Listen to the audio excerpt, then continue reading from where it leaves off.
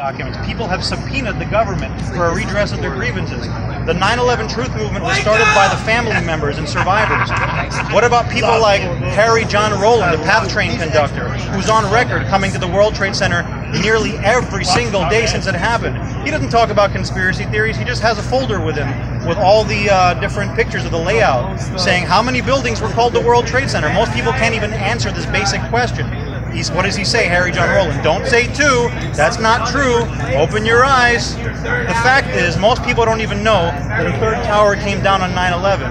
The top quote in the country should be today from Larry Silverstein admitting that the design plans for the new Building 7 were hatched a whole year out before the attacks even took place. April of 2000.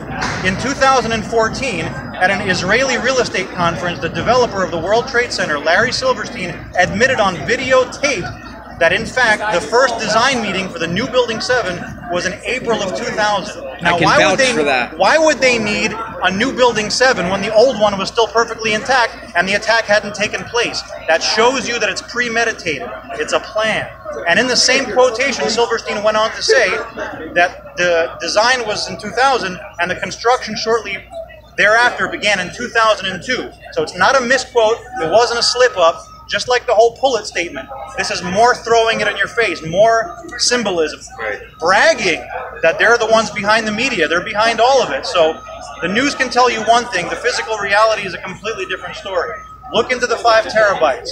Look into the predictive programming, the fact that the media had advanced knowledge and was actually foreshadowing 9/11 through the TV shows, through the movies, comic books, video games, you name it. They were telling you this is going to happen on this particular date, and all these government whistleblowers tried to stop the attacks. The attack still went forward because it's a plan. And now we have Donald Trump being selected, not elected, because remember, no matter how much the president is a nice guy or a bad guy, they're all controlled. Donald Trump was elected on 11/9 to balance out the equation of the Matrix trilogy. 9/11 was the Matrix. 11/9 was the Matrix Reloaded. Now we have the equation 9/11 plus 11/9 equals 2020. Open your eyes, 2020 vision. As we approach the 20th anniversary, a whole bunch more information is going to come out. And Donald Trump admitted, the sitting president of the United States, currently in the White House, admitted on the day of the attacks that in fact there were bombs in the buildings. So you can call us conspiracy theorists, but those days are over. The sitting president of the United States knows what really happened. He's friends with the owner, Larry Silverstein, and it's all admitted fact. So look into everything I've told you, do the research for yourself, and realize that the quote of Trump grabbing women by the pussy, the Access Hollywood tape, they played that 1,000,001 times, but they will never once again air the clip that's all over YouTube of Donald Trump saying that he thinks it was more than just a plane. It was in fact bombs planted in the buildings. And he's a real estate guy, so he knows a thing or two about the way skyscrapers are constructed. So here's my appeal.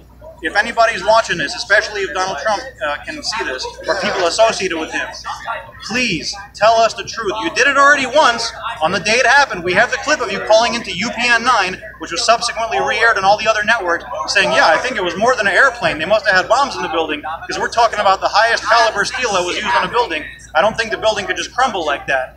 Why did he change the tune? Is it now because he's in office? Under 11/9, Michael Moore's movie Fahrenheit 9/11 is trying to 9/11 and now Fahrenheit 11/9 claims to expose the truth behind all these things, but he's going to spin it and say it was Russian collusion. The only collusion was between Hillary Clinton and Donald Trump, two sides of the same coin.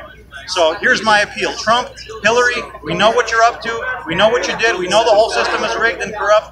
Please, just come out with the truth already. The American people has gotten wise to all these games, and we're just sick and tired of being lied to. This is Glenn Zarmanov from We Are Change, New Jersey, out. Yeah, Glenn. I appreciate it, man.